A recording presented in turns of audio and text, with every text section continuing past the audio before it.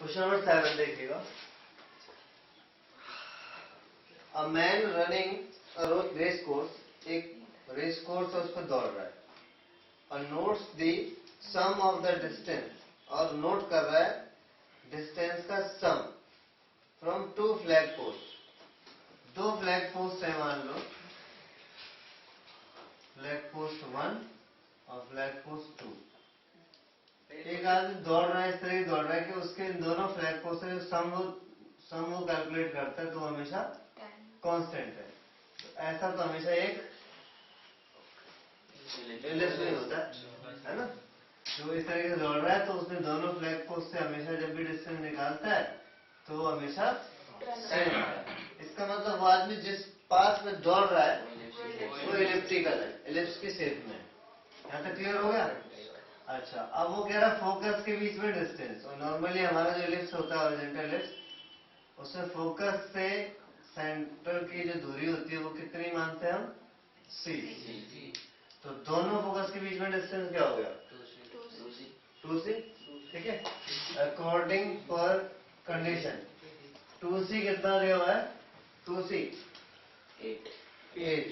ठीक है, अब देखो, और वो कह रहा है जब वो डिस्टेंस नापता है हमेशा उन दोनों फ्लैग पोस्ट से, वो हमेशा 10 मीटर, यानी वो इलिप्टिकल शेप में दौड़ रहा है। तो pf plus pf2, pf1 plus pf2, और हमेशा ये जो डिस्टेंस का सम होता है ये होता है लेंथ ऑफ मेजर एक्सिस। मतलब 10 तो क्वेश्चन में है, ये हमेशा मेजर एक्सिस बराबर होता है। तो कैसे? ये शायद पहले बताया नहीं थी, वाली बात बताई थी। हाँ, तुम्हें समझा देता कैसे आता है। मान लो यहाँ पे है, इस पाथ पर कभी भी पॉइंट पे जो इन दोनों से डिस्टेंस का सम होगा वो सेम होता है। सेम होता है तो जितना यहाँ पे होगा उतना इस पॉइंट से इन दोनों का भी होगा। होगा ही नहीं होगा? According to definition, the distance of sum of the distances from this two point is always constant. तो इस पॉइंट से भी इन दोनों का डिस्टेंस वही होगा जो इन सभी पॉइंट से आने वाला है।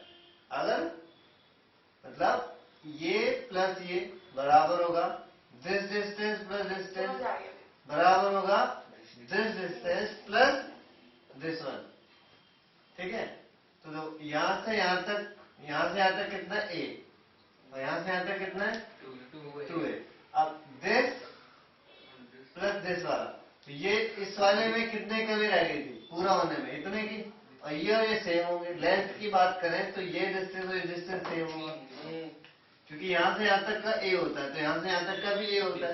कोऑर्डिनेट में माइनस से भले लिखते हैं पर डिस्टेंस तो उतना ही होता है।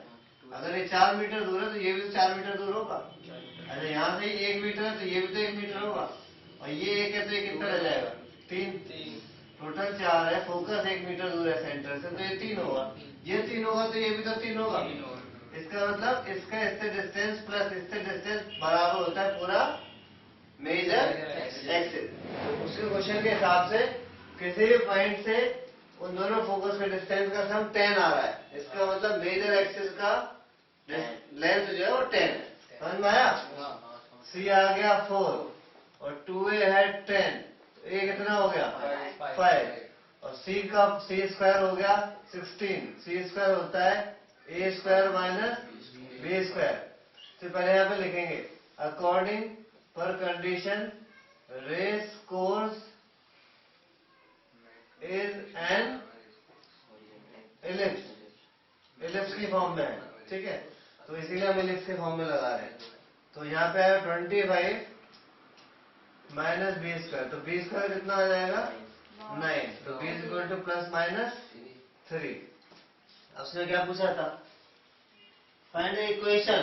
इक्वेशन बताओ, यानी कि वो जिस रास्ते में दौड़ रहा है उसकी इक्वेशन क्या होगी? तो equation of path X square by A square plus Y square by B square equal to 1।